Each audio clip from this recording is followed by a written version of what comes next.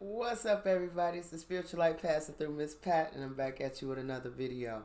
People requested for me to do this video regarding the relationship between our brother and Mary Magdalene. Now, this relationship has been somewhat of a, scandal for a while because of Mary Magdalene's backstory. And I'm gonna try to give you a understanding of how Mary Magdalene was as a person, as well as her relationship with our brother. So, according to the sealed portion, now the sealed portion does have a few bones in it, and even with this story, there's a couple of things inside of it that I might have an issue with, but at the same time, I can see what a bone is, and I can see what the truth may be inside this particular story. But anyway, on to why you came here, about the story of our brother and Mary Magdalene. Now, you need to understand something about our brother. Our brother is the King of heaven. Do you understand? He is the Son of the Most High God. Do you understand? Him coming here to this world was handled a special kind of way spiritually. All right? Between the spiritual, the celestial world, and the earth world, so is above as below, but it's slightly different. Our understandings are completely different. And even in that time, if he had tried to explain how he came here to everybody, I don't think they would have been able to wrap their mind around it, because it's hard to do that. In our time now, we can wrap our mind around anything because we've seen a whole hell of a lot more of life than the people back in that time. But when our brother came here, there are certain things that he knew, which is he had foresight of certain things, okay? And many of us do not realize who we are right now. There's a possibility that some of us may be disciples from the time that when we walked with the Most High in the body. We don't know who we are, why we came back at this time, why we are the bodies that we're in. But the reality is we're here, okay? And when he came here, there's certain things that he knew about the people more than likely that he would meet in the time that he would be in the flesh. And Mary Magdalene is one of them, okay? So I'm getting that out of the way. Now, the story about Mary Magdalene herself is a quite sad story, and a story that many of us could see happening today. Mary Magdalene was a very, very beautiful woman.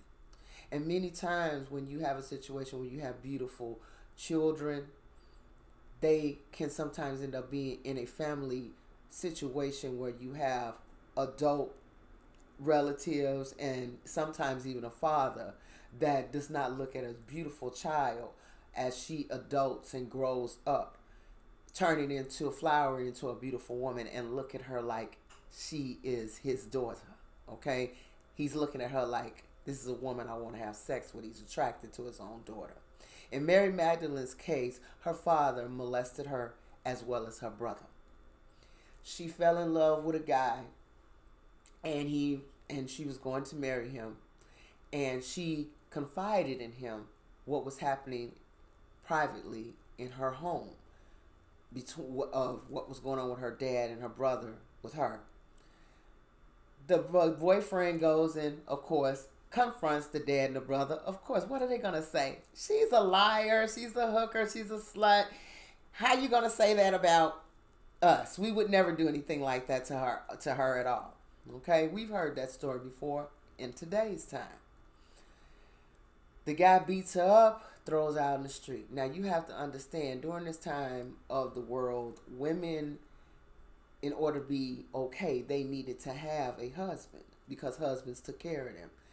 In Mary Magdalene's situation, she had no one to take care of her, so she had to do what she had to do.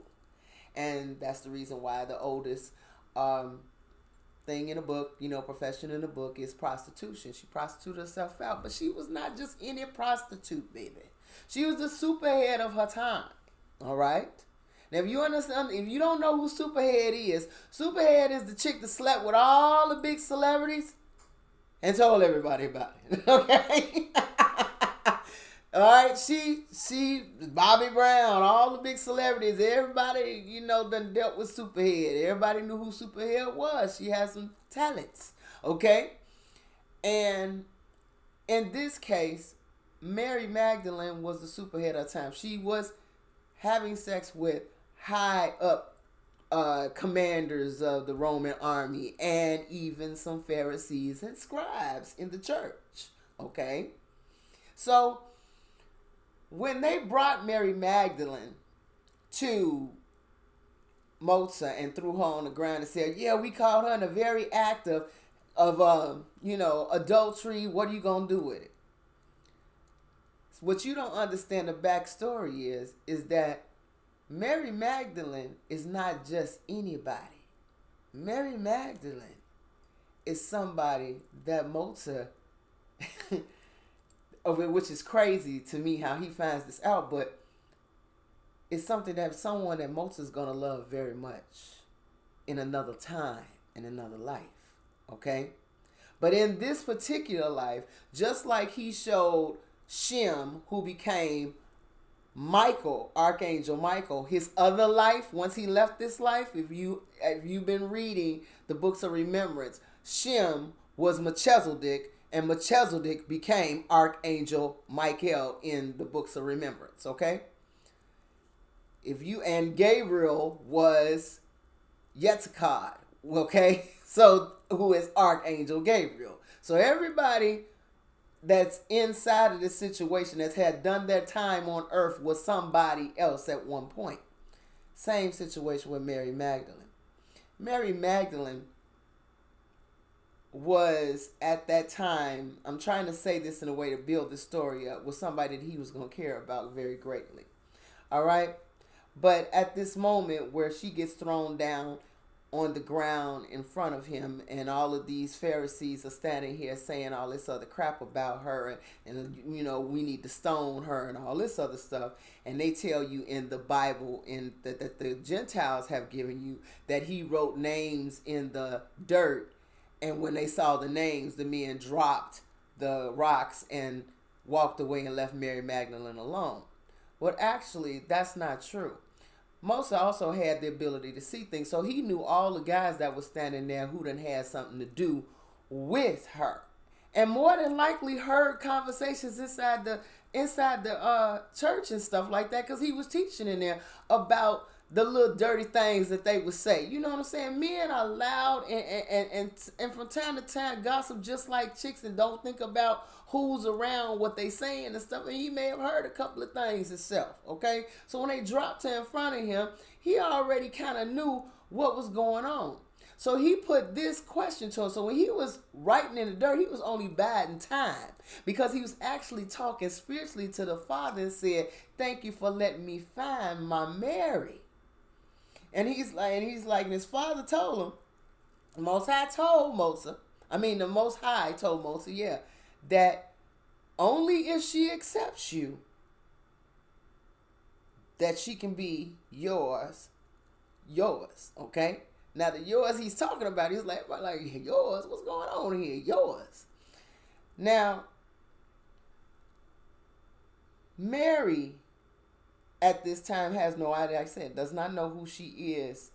She's a prostitute. That's all she knows in this life. And he cannot divulge to her who she's going to be in another life just yet. Okay? But what he does is, in this moment where these people are standing here trying to see whether or not if he's going to tell them to stone this chick because she was caught in a very act of adultery, as they say.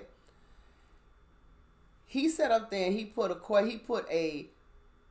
question to them. He said, those of you who have not sinned with her, be the one who throw the first stone. Now, mind you, that's an on-the-spot question. There's a crowd growing. Most of these men are married.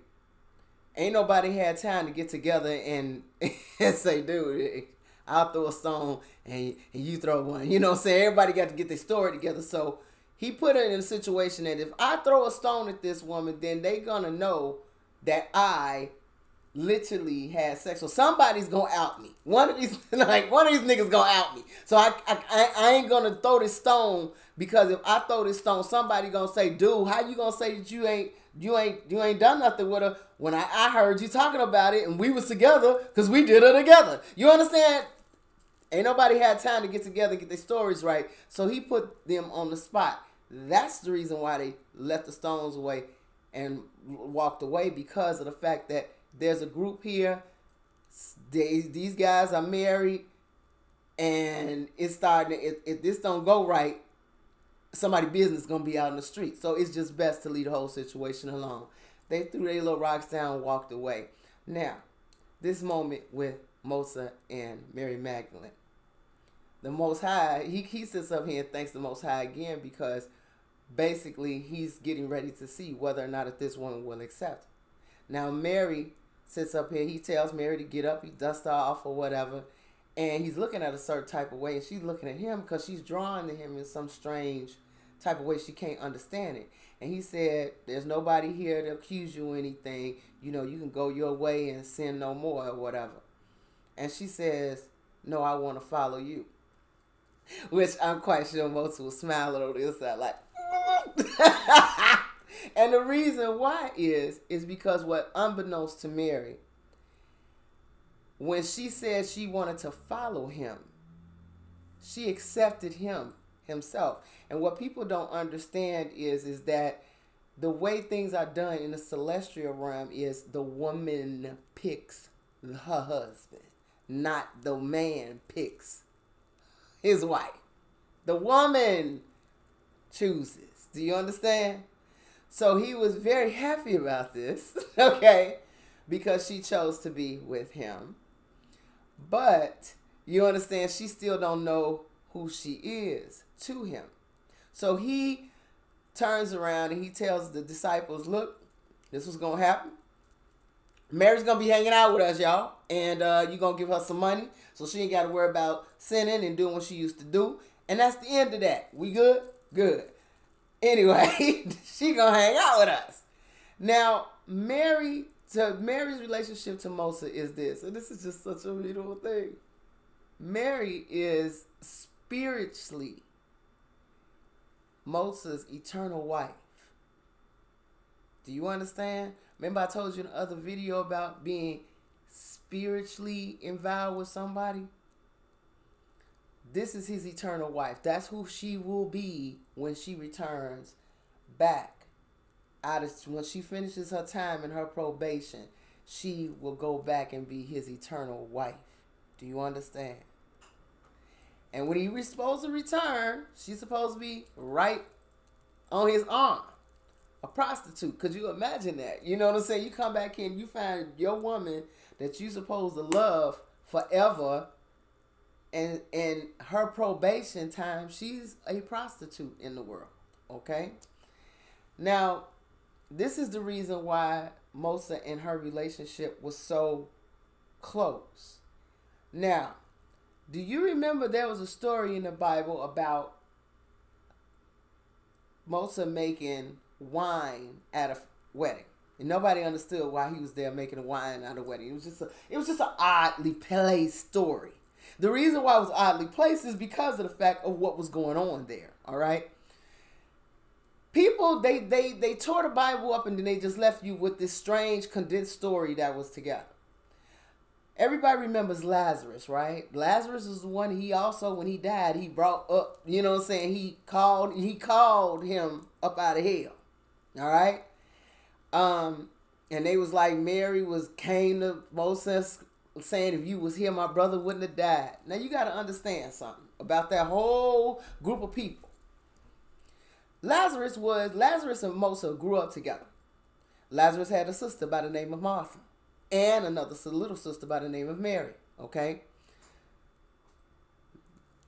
If you know how people are, they grow up as shorties. Martha had a crush on our brother Mosa, and she liked him, period. Okay? And she wanted to, you know what I'm saying? Lazarus' dad thought Mosa was a really good guy, and he came to Moses and says, look, I want you to marry my daughter. I think you and her make a good match. She my oldest baby. You and her brother and everything real cool. I think this would be a good match.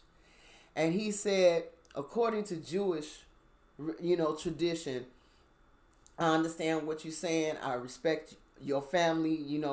We know each other, and that's great. He said, however, he broke down to him, to Lazarus' daddy, exactly what was going on. He said, look, I'm not going to be alive long. I'm not going to have a long life. I'm always going to be preaching. Your daughter will be barren because I am not having any children. So there'll be no sex in this relationship. If she can take all of that and still want to marry me, I'll marry her. I'll do what you asked of me. So they explained everything to Martha. Martha was like, I love him. I got this, I've been loving him forever. I want to be with him. Dad said, cool. Moses said, all right. I mean, as long as she understand the rules, I ain't got a problem with it. The wine that he was making was for his own wedding, y'all. That's where that came from. The reason why he raised Lazarus from the dead is because that was his damn brother-in-law, and his wife was upset. Wouldn't anybody do that? I mean, there was no woo-woo about it. These people all knew each other, okay? But when he met Mary, okay, he loved his wife and did everything except for have sex with her. She was always around, but he let her know this ain't happening because my body is a different type of body. And my father is not, he said, the work I got to do, I'm not finna have this carnal situation mess up what my daddy asked me to do. Okay? Now, Martha understands this. She gets it. She know he got to go and preach and do his thing. So she stay at home and that's just what it is. Okay?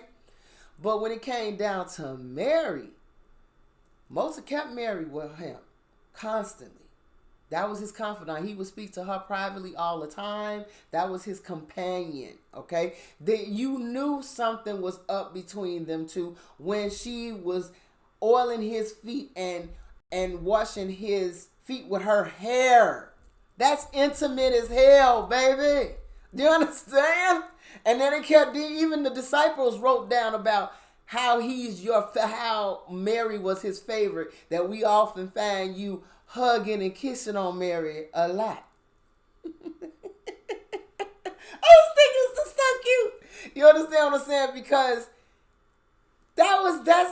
he's with his celestial wife early. You understand what I'm saying?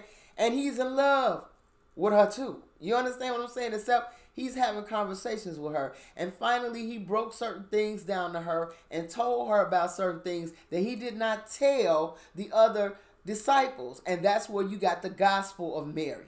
Mary was asked by Peter, what does he say to you when we not around?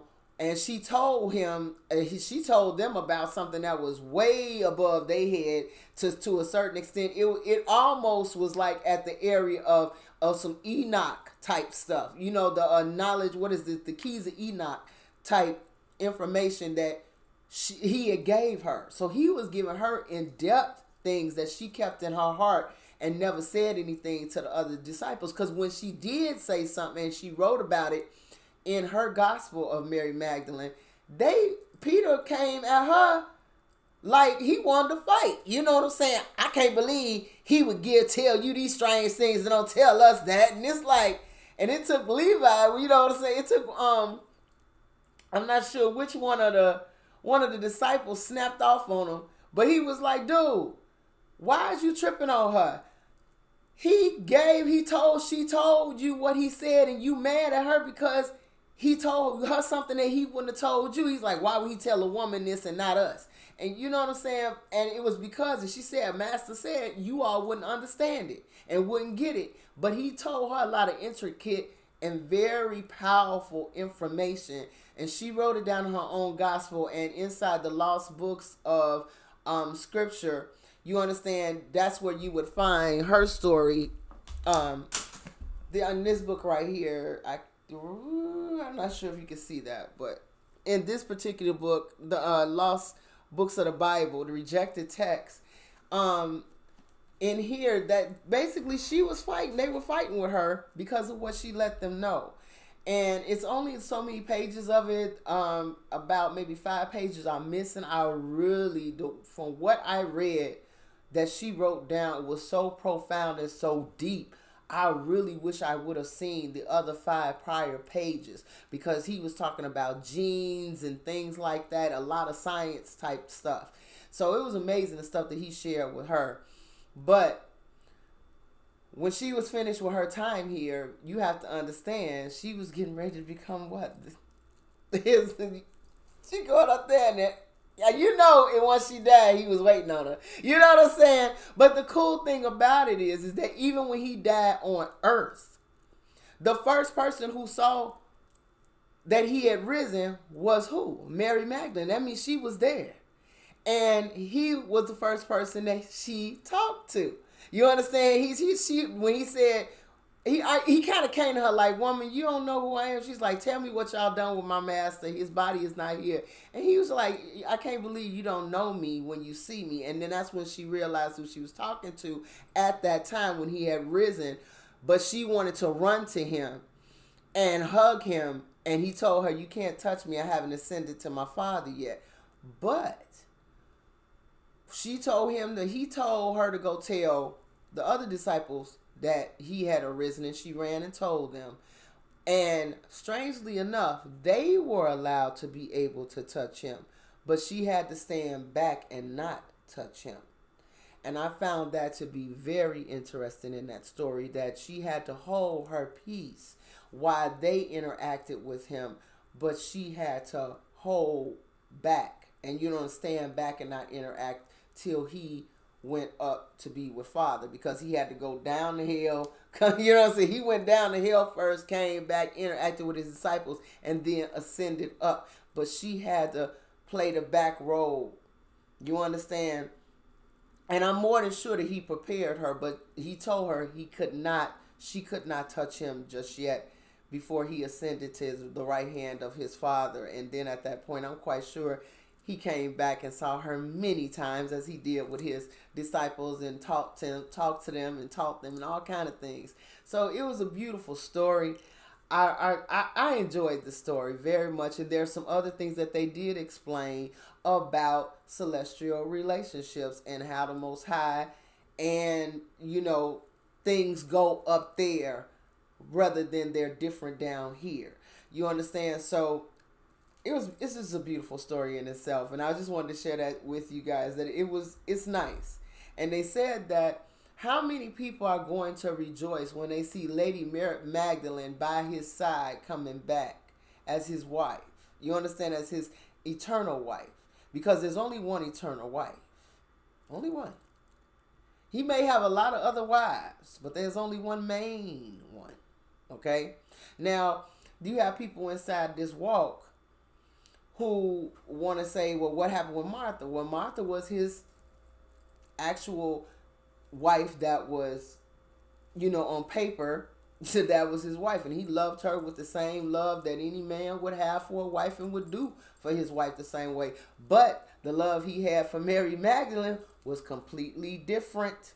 It was different. And on top of that, it wasn't a love that he could do anything about on this plane anyway. This was a love that would eventually transpire when she left the body. So he never was able to really tell her who she was to him. You understand? He really didn't divulge that kind of information to her at that point, but he did tell her how he felt about her was a spirit type love. You understand? It's a spiritual love rather than it be a husband and wife love that would be like in a marriage. But Mary Magdalene did go over to Martha and asked if she could be a wife.